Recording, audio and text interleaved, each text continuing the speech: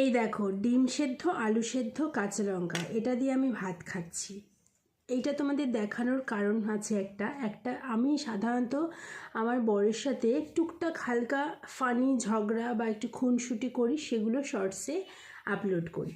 তো একজন বোন আমাকে বলেছিল, দিদি তুমি আমাদেরকে কেন এরকম শোনাও? এই যে সাদা ভাত, আলু সেদ্ধ, ডিম সেদ্ধ খাচ্ছি, এটা তার কারণ। সত্যি কথা বলতে বেশ ভালোভাবেই চলছিল, হঠাৎ করে সব দিক থেকে এমন পরিস্থিতি আসে যে আমাদের এখন সত্যি মানে এই যে অন গড ছুঁয়ে বলছি, অন গড, এটা দেখে কেউ মিথ্যে কথা বলে না যে এমন দিন যে এরকমভাবেই খেতে হচ্ছে 99.90% দিন।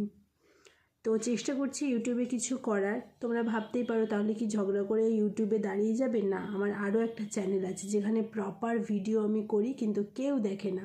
আর এইসব